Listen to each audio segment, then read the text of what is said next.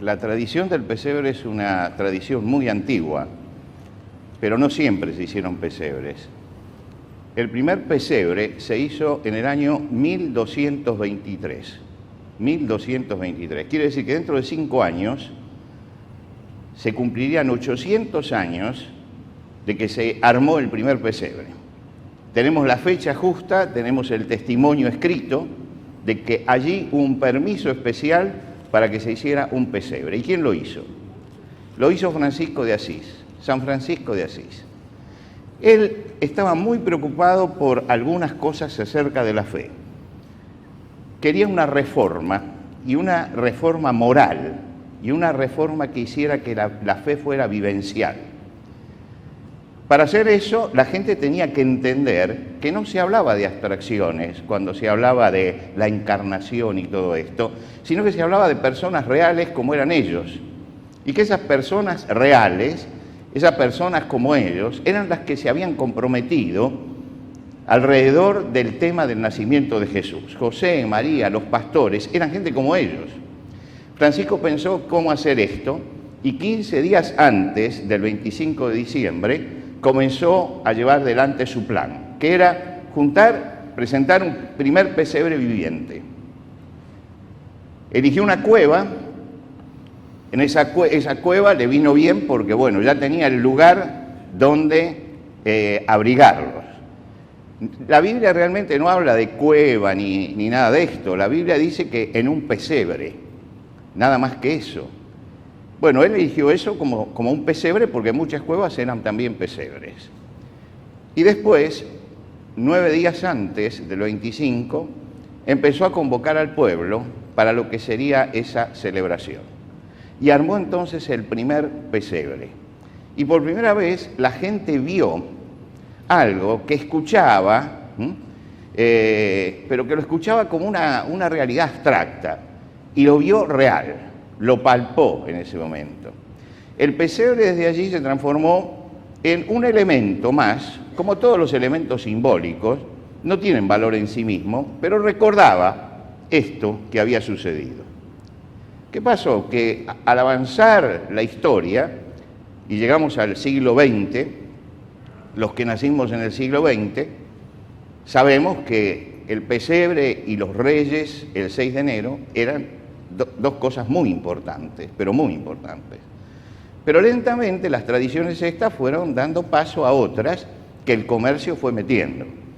Entonces el comercio se fue metiendo y fuimos reemplazando al pesebre y a Jesucristo por Papá Noel, y empezamos a sacar los Reyes Magos para hacer que el gordito nos trajera el regalo unos días antes, y lentamente el otro se perdió. Y yo decía, uno de estos domingos, que había recorrido San Miguel y había visto un solo pesebre en los comercios que dan hacia la calle, uno solo. No es que sea un fanático de que se vea, pero era notable que en todos lados estaba la cara de Papá Noel, sonriendo, riéndose y todo lo demás, pero que Jesús estaba ausente. Y creo que lo que hizo en aquel momento Francisco de Asís fue justamente decir, miren, esto es lo que hay que recordar, no toda la otra cosa que ustedes escuchan, sino esto. Y creo que lo que nosotros venimos hoy es a recordar esto, y por eso decidimos armar el pesebre, y armarlo leyendo también los pasajes del Evangelio, que son el único testimonio escrito que tenemos de lo que sucedió. Así que la reunión se va a deslizar así. Vamos a escuchar el párrafo, después vamos a ir colocando las figuras y vamos a ir explicando cada una de estas cosas.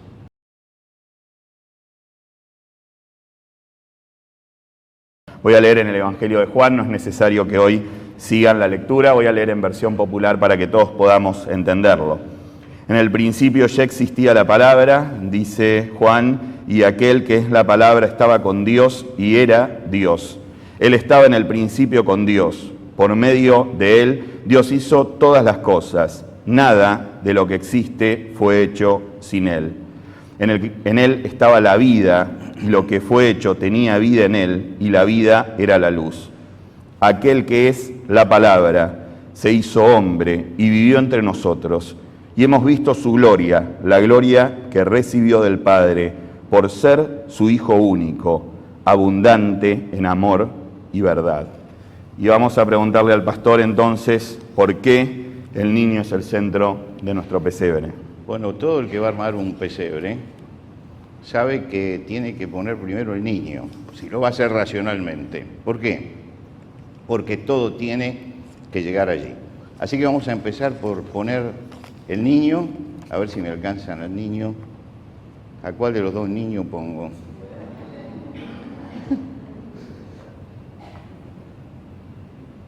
Gracias.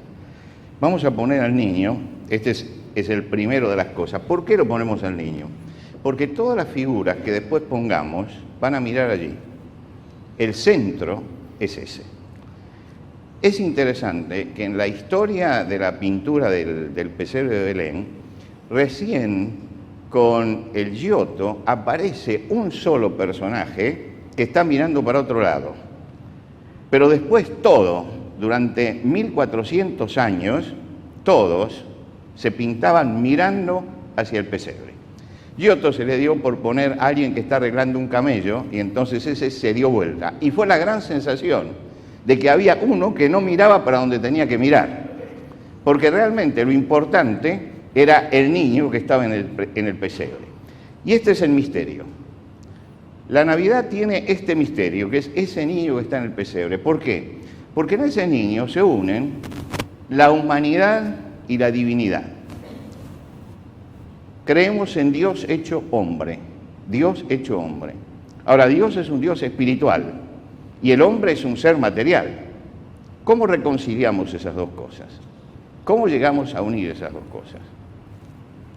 Dios es un Dios que es eterno y el hombre siempre está limitado al tiempo, porque el tiempo nos va haciendo crecer y desgastar también.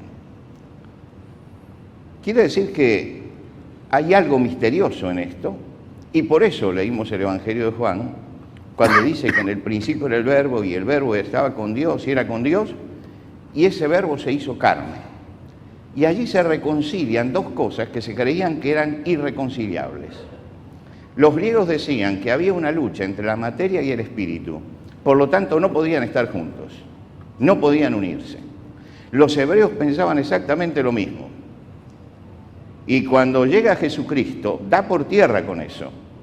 El Dios eterno puede entrar en la materia, puede ser humano, y nosotros lo que tenemos en el pesebre como centro es el gran misterio de la encarnación. En esto se centra la fe cristiana.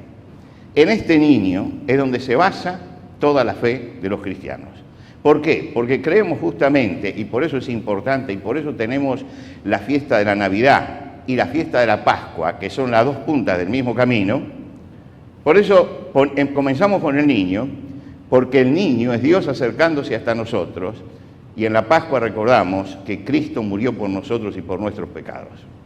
Quiere decir que están ampliamente conectadas en la historia. Ahora nosotros nos detenemos en el niño y vemos que se está reconciliando. Y la palabra reconciliación va a ser una palabra muy importante para entender el pesebre. Se está reconciliando lo humano con lo divino. Eso que lo veían como una cosa distante y enemiga los griegos, se está reconciliando, porque en Cristo está Dios y está el hombre. 100% Dios y 100% hombre. Y usted dice, no, una cosa no puede ser 100% y 100%, porque entonces, no, bueno, por eso es un misterio. Por eso es una cosa que es difícil de entender, que solamente Dios tiene que hablarnos para que lo entendamos. Y Dios, como hemos escuchado, habló allí acerca del niño que es a la vez el Dios eterno hecho carne.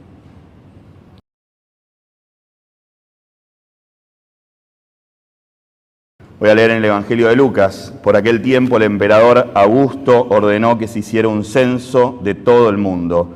Este primer censo fue hecho siendo Quirino gobernador de Siria. Todos tenían que ir a inscribirse a su propio pueblo. Por eso José salió del pueblo de Nazaret, de la región de Galilea, y se fue a Belén, en Judea, donde había nacido el rey David, porque José era descendiente de David. Fue allá a inscribirse junto con María, su esposa, que se encontraba encinta. Y sucedió que mientras estaban en Belén, le llegó a María el tiempo de dar a luz. y allí nació su hijo primogénito, y lo envolvió en pañales y lo acostó en el establo, porque no había alojamiento para ellos en el mesón.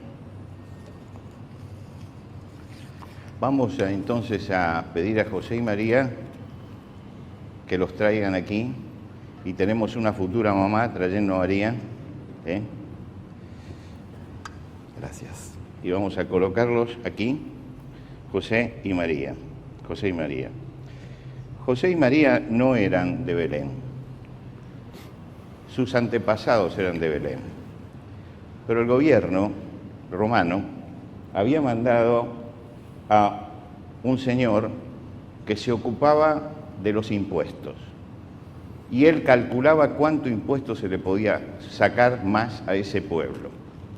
Y se le ocurrió la peregrina idea, que todavía se podía hacer en aquella época donde la gente vivía en solamente una región, un país, no viajaba tanto como nosotros ahora, de decir, bueno, que cada uno vaya a de donde era su familia. Quiere decir que si eso se diría hoy, los que tienen familias españolas tendrían que ir a España, los que tienen familias italianas a Italia, y allí en el lugar de origen de la familia se los censaba. Ustedes se imaginan que ninguno de los que fue censado, que tuvo que caminar mucho tiempo, José y María vivían a 120 kilómetros más o menos, y tuvieron que caminar esos 120 kilómetros, no era un clima navideño el que había en aquel lugar. Todo lo contrario de un clima navideño. La gente sabía que lo llevaban ahí para censarlo porque le iban a aumentar los impuestos. Ahora, yo no sé si aquí hay alguien que le gusta que le aumenten los impuestos, ¿no? Pero si hubiera alguno, le pido que se ponga de pie y vamos a orar por ese mentiroso.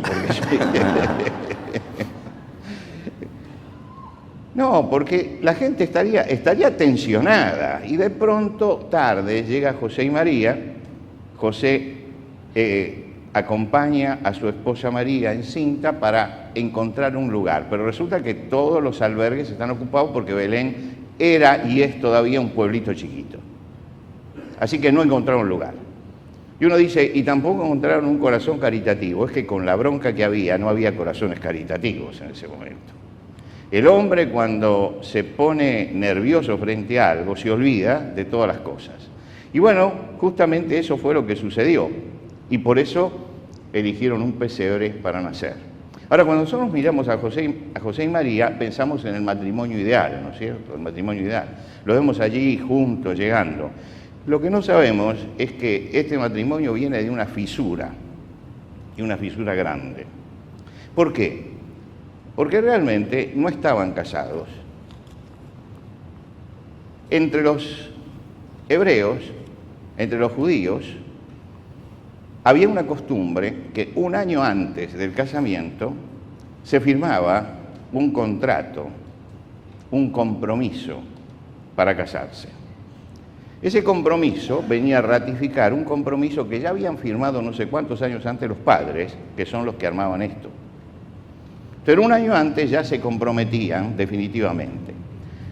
Cuando ellos firmaban ese compromiso se los consideraba legalmente casados, pero no podían no convivían hasta dentro de un año donde se realizaba la boda oficial.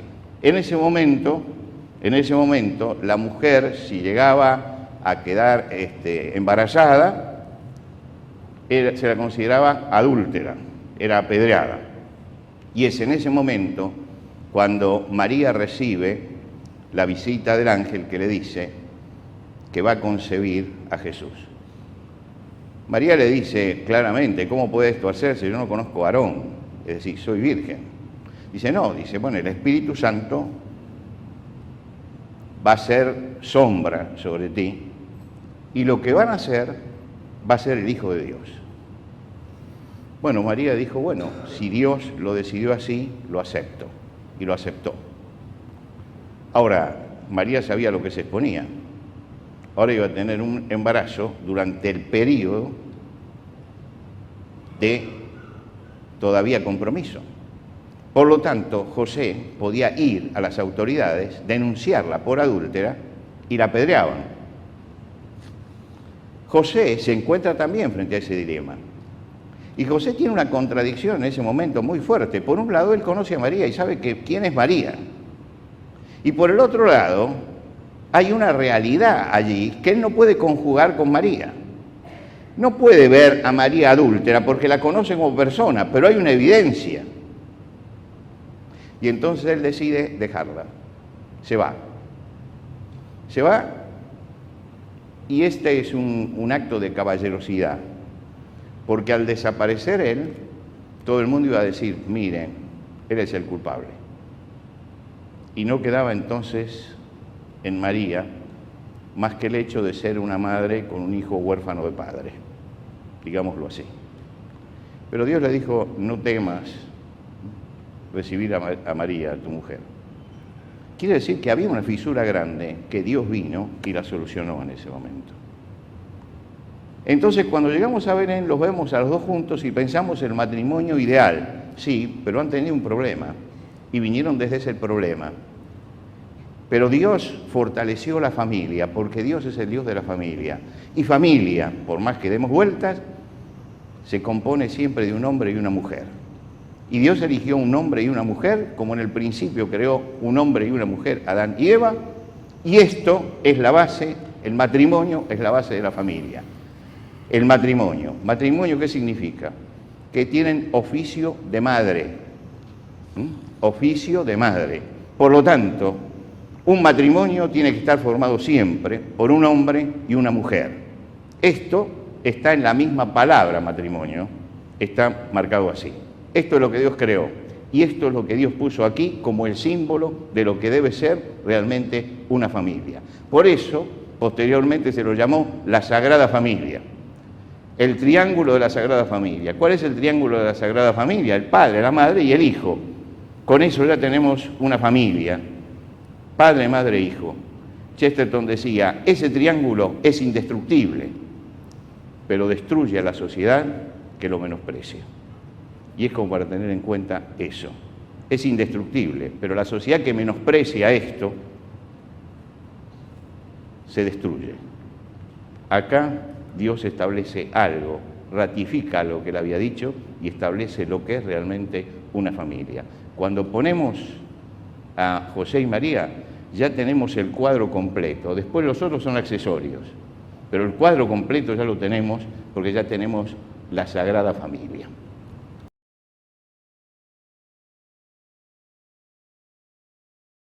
Cerca de Belén había unos pastores que pasaban la noche en el campo cuidando sus ovejas. De pronto se les apareció un ángel del Señor y la gloria del Señor brilló alrededor de ellos y tuvieron mucho miedo. Pero el ángel les dijo, no tengan miedo porque les traigo una buena noticia que será motivo de gran alegría para todos.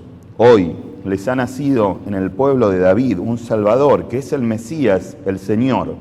Como señal, encontrarán ustedes al niño envuelto en pañales y acostado en un establo. En aquel momento aparecieron junto al ángel muchos otros ángeles del cielo que alababan a Dios y decían, gloria a Dios en las alturas, paz en la tierra entre los hombres que gozan de su favor. Cuando los ángeles se volvieron al cielo, los pastores comenzaron a decirse unos a otros, vamos pues a Belén a ver esto que ha sucedido y que el Señor nos ha anunciado. Fueron deprisa y encontraron a María y a José y al niño acostado en el establo. Cuando lo vieron se pusieron a contar lo que el ángel les había dicho acerca del niño, y todos los que lo oyeron se admiraban de lo que decían los pastores. María guardaba todo esto en su corazón y lo tenía muy presente. Los pastores, por su parte, regresaron dando gloria y alabanzas a Dios por todo lo que habían visto y oído, pues todo sucedió como les habían dicho. Vamos a presentar entonces ahora a los pastores y le vamos a preguntar al pastor por qué son importantes para nosotros. Bueno, cuando tuvimos que colocar al niño, conseguimos un niño. Cuando tuvimos que colocar una pareja, conseguimos una pareja. Para el ángel no hemos conseguido eso. Entonces, ningún ángel viene para traer la figura. El ángel realmente no estaba en el pesebre. Ustedes lo escucharon en la lectura, no estaba en el pesebre, estaba en el campo. Y el ángel anunció en el campo. Quiere decir que en el pesebre no hubo ninguna de estas manifestaciones. Pero el ángel estuvo ligado a esto. ¿Y el ángel qué es? Es una criatura celestial. Es lo que está en relación directa con Dios. La Biblia no lo define con ángeles, con alas como tiene esto, ni con estas formas que nosotros le damos. Dice que son espíritus administradores que trabajan alrededor de Dios. Entonces los ángeles fueron el ángel fue el que anunció y los que cantaron allí en los campos de Belén. Quiere decir que cuando colocamos allí en el pesebre el ángel, estamos trayendo algo que no estaba en la historia, pero que bueno, lo ponemos allí también, porque forma parte de la historia, porque en algún momento estuvo, aunque no estuvo en el pesebre original. Lo que sí estaba en el pesebre original fueron los pastores. Y entonces sí, los pastores, vamos a colocar al pastor que llega con las ovejas. Seguramente, aunque el Evangelio no dice que llevara ovejas, había ovejas. Y además tenemos dos animales tradicionales. Menos mal que no me tocó el burro, ¿no? Sí. Bueno, pero a mí me tocó el pastor. Bueno, está muy bien. Está bien. Está muy bien. El burro y el buey. ¿Cómo llegaron los pastores a aquel lugar? Bueno, cuando escucharon de que había nacido un niño envuelto en pañales en un pesebre, lógicamente que esto no era una cosa común, y el ángel le dijo, ustedes lo van a reconocer por eso, vayan. Y seguramente ellos fueron buscando los pesebres hasta que llegaron al pesebre de Belén, el pesebre donde había nacido el niño. Y allí los ángeles, los pastores, repitieron eso que el ángel había dicho.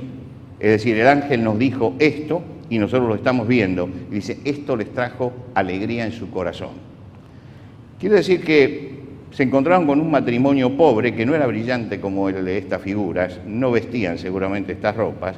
Casi siempre nosotros adornamos el pesebre con cosas que no tienen mucho que ver con la realidad. Era gente pobre que había viajado y había caminado durante mucho tiempo bajo el sol, y llegaron los pastores y se encontraron con ese matrimonio pobre que estaba allí, y ellos dieron gloria a Dios porque allí estaba lo que Dios les había dicho. Ahora, ¿y de dónde sale el burro y el buey?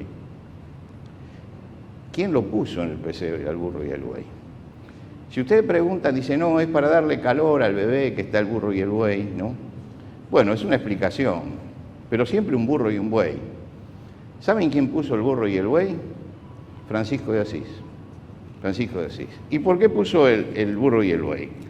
Porque leyó en el primer capítulo del profeta Isaías una palabra que seguramente él usó para predicarle a la gente ese día. La palabra dice, el buey conoce a su dueño y el asno el pesebre de su señor, pero mi pueblo no me conoce. Y yo creo que este debe haber sido el sermón que dio ese día. Mire, la inteligencia del buey y del burro hace que siempre conozcan a su señor, pero el hombre a veces no tiene la inteligencia ni siquiera de los animales, no reconoce quién es el que lo hizo.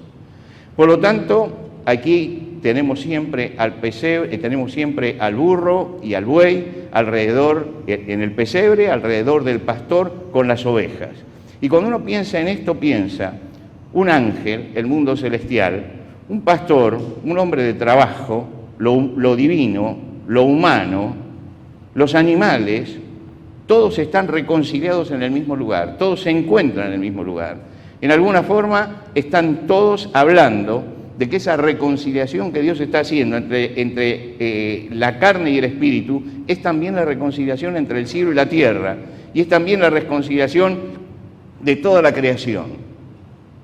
Y toda la creación está representada por esas, las ponemos nosotros representadas por el burro, el buey, que están allí, por las ovejas, que se unen al pastor y se unen a la alabanza a ese Dios que se hizo hombre.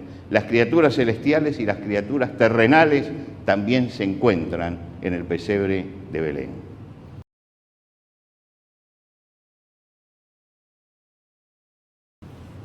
Llegamos a los reyes, los que más me gustaban de chico. Así que dice así La Biblia los presenta de esta manera. Vamos a chequear si se llamaban Melchor, Gaspar o Baltasar, si eran tres.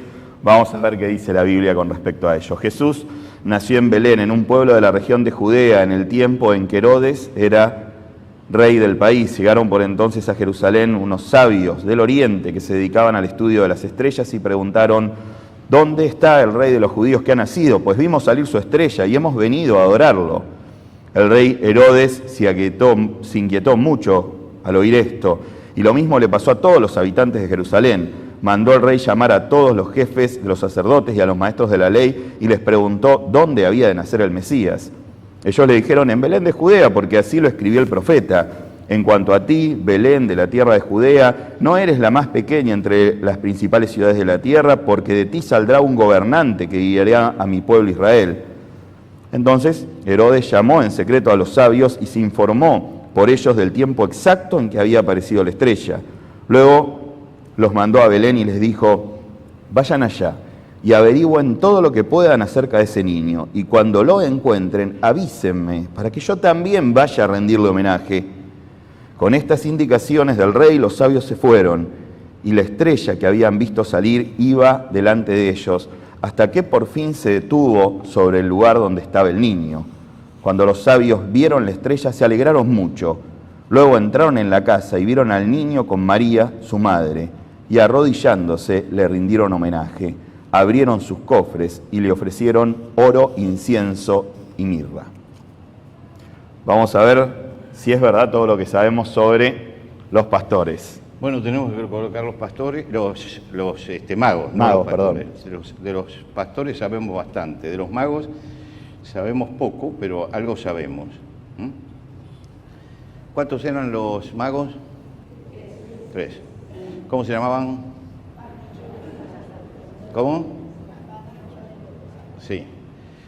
Bueno, esto es todo historia que viene detrás. No se sabe cuántos eran. Orígenes decía que eran 12.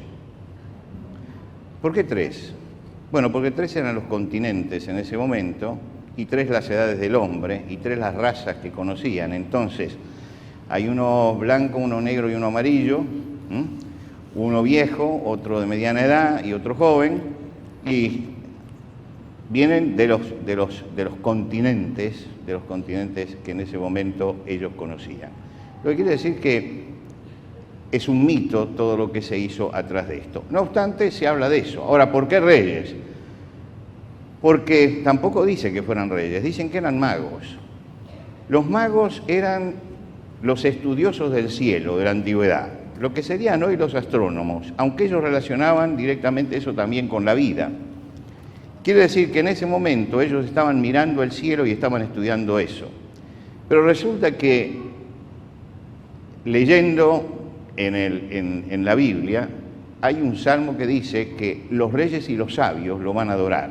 Y entonces alguien dijo: bueno, entonces son reyes magos. Y de ahí surgió lo de reyes magos. Ahora, en el Evangelio no se habla de reyes, tampoco se habla de que sean 3, tampoco se habla de los nombres, del origen de donde vinieron. Es lo más misterioso que llegó acá. Y por otro lado, no se dice que fueron al pesebre, dice llegando a la casa, dice que ha nacido y lo fueron a buscar y la estrella le señaló la casa donde estaba. Posiblemente después de pasada la noche del parto, al otro día hayan conseguido un lugar donde estar, una casa donde estar, pero ya no se habla más del pesebre. Ahora nosotros los colocamos en el pesebre. ¿Y está mal colocarlo en el pesebre? No, yo digo que el pesebre tiene un contenido simbólico, como dijimos, el contenido de la reconciliación. Miremos, repasemos, el niño, reconciliación de la carne y el espíritu. José y María, reconciliación del matrimonio. Los pastores, los animales, el ángel, la reconciliación del cielo y la tierra. Y ahora llegan gente que viene desde muy lejos. Y ustedes saben que los pueblos se habían dividido en 2 en ese momento. Los judíos, que tenían una fe monoteísta, eran los únicos que tenían una fe monoteísta, y los otros que tenían una fe politeísta, creían en muchos dioses. Por eso se habla de los judíos y de los gentiles. Los gentiles son los pueblos que creen en los muchos dioses. Bueno, Esto les traía una división tremenda, había una pared de separación entre los pueblos entre el pueblo monoteísta con los otros que eran politeístas, pero en ese momento se rompe esa barrera. ¿Por qué? Porque llegan los que vienen de lejos y se acercan a aquel lugar. Si ustedes miran algunos cuadros de la adoración de los pastores, se van a encontrar, por ejemplo, que Fra Angelico tiene un cuadro maravilloso sobre la adoración de los pastores, pero detrás de los pastores hay una caravana interminable de gente que se pierde en el horizonte. Y algunos se preguntó si los magos tenían un séquito como ese. No, no podían tener un séquito como ese, pero quisieron poner algo allí, que era que cuando los magos vinieron a adorar, venían todos los pueblos de la tierra, simbólicamente con ellos, para llegar a ese lugar. Quiere decir que cuando vienen los magos y lo ponemos allí, están todos los que no somos de origen judío, estamos representados por ellos en el pesebre. Así como el pastor es el representante de todos los que tenían origen judío. Acá se reconcilian todas las cosas porque en Cristo hay reconciliación. Hoy, mientras que venía para aquí, tenía encendida la radio en mi automóvil y escuchaba a alguien que razonaba muy sensatamente sobre esto. Y decía, ¿sabe lo que pasa? Que es importante pararnos para ver lo espiritual. Porque con el hecho de que tenemos que pagar impuestos, que los chicos tienen que ir al colegio, que hay que arreglar tal cosa en la casa, dice, no nos damos cuenta que la vida se nos va, se nos escapa, y que no tenemos una respuesta para el más allá. Y él decía, yo no soy un creyente, pero entiendo que esta Navidad me está diciendo algo acerca de mí mismo. Y yo dije, bueno, llegó al borde del misterio, ¿no es cierto? Le está diciendo algo acerca de él mismo. Y yo creo que esta Navidad nos está diciendo algo también acerca de nosotros mismos, que necesitamos acercarnos a Dios, que necesitamos tomarnos de la mano de Él y que necesitamos caminar el trecho que tengamos por delante, viviendo una vida diferente, donde Dios realmente esté presente en nuestra vida y sea el centro de nuestra vida. Después de todo, cuando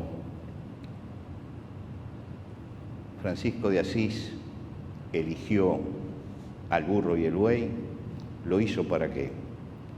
Porque el buey conoce a su dueño y también el asno conoce el pesebre de su Señor. Pero mi pueblo dice, no le conoce. No nos pasará tal vez como le estaba pasando a este pueblo en la antigüedad, que le tienen que decir, son peores que el burro y el buey. Por lo menos ellos reconocen quién es el que los hizo, quién es el que los alimenta, quién es el que los sustenta. ¿Por qué estamos aquí nosotros esta noche? Porque Dios nos ha dado vida, nos ha dado salud, nos ha dado fuerzas, nos ha dado inteligencia. Por eso estamos aquí. Esto que Dios nos ha dado en su gracia es algo que nosotros vamos gastando lentamente a medida que avanzamos, sin mirar a aquel que es el dador de todas las cosas. Y tenemos que llevar nuestro corazón y nuestra vida al dador de la vida, ir a buscar a Jesús y ponerlo en su lugar. Una vieja historia, sucedió hace más de 40 años. Celebraban el cumpleaños de un niño, Y entonces, bueno, esos bebés que cumplen años y se duermen en el cumpleaños porque los que celebran son los grandes. Y resulta que empezó a llegar la gente, era en tiempo de invierno, la gente traía sus abrigos, iban colocando los abrigos, ¿vio? Como cuando se acabaron todos los lugares donde colgar, en la cama, donde sea, la gente se iba sentando y de repente alguno dice, ¿y el niño dónde está? Y no lo encontraban. Y no dice, ¿y dónde lo dejaste el nene? Y lo dejé en la cama. Y empezaron a revolver y lo habían dejado allí, en medio de la ropa. Lo descubrieron allí. Y a veces nos pasa eso a nosotros, que nos olvidamos del centro de nuestra vida. Y lo dejamos en un lugar y lo olvidamos. Esta Navidad hay que correr toda la ropa, hay que buscar al niño y podemos empezar una nueva vida con Jesucristo. Y yo quisiera que esta Navidad fuera trascendente para usted y sea trascendente para todos. Que no pase como una Navidad más, que sea la Navidad donde nuestra vida empieza a buscar a Dios, busca a Dios y comienza a tomarse de la mano de Dios para seguir caminando tomado de la mano de Dios para siempre. Que Dios nos bendiga en esta Navidad para que las cosas sean así. Los voy a invitar a que se pongan de pie.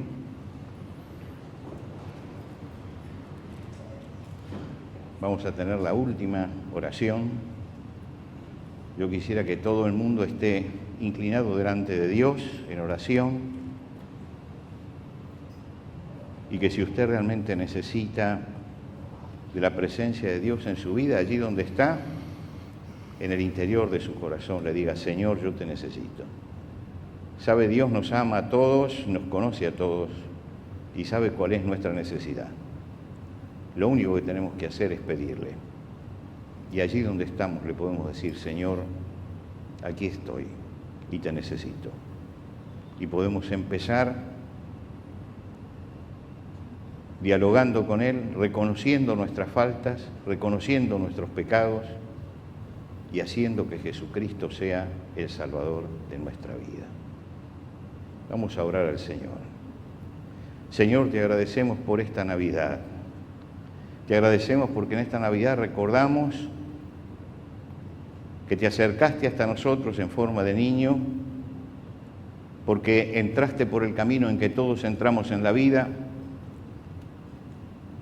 y conociste directamente como hombre todas las necesidades nuestras, porque querías ser igual a nosotros para que nosotros pudiéramos entenderte. Y no solamente eso, sino que moriste nuestra propia muerte en la cruz. Tu Hijo murió allí en la cruz para que nosotros pudiéramos tener esperanza. Y resucitó para que hoy tuviéramos paz y pudiéramos tener un horizonte frente a la eternidad. Padre, te rogamos que esta noche, esta Navidad, no sea una Navidad más, sino que busquemos al Señor Jesucristo, abramos nuestro corazón a Él, confesemos nuestras faltas y nuestros pecados y busquemos empezar una nueva vida con Cristo. Señor, bendice a cada uno de los que aquí está. Derrama tu misericordia sobre nuestras vidas y abre nuestros ojos espirituales para que podamos ver a Dios, nuestro Dios y nuestro Hacedor, y la obra que Él hizo en Jesucristo para cada uno de nosotros.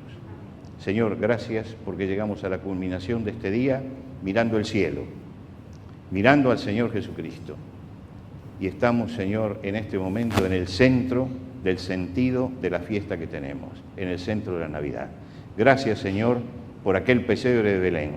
Gracias por tu Hijo entregado por nosotros y gracias porque esta noche pudimos detenernos a mirar ese pesebre y tratamos de entender un poco más lo que significó tu llegada a la tierra y tu amor para con nosotros. Recibe nuestra adoración en el nombre de Cristo Jesús. Amén.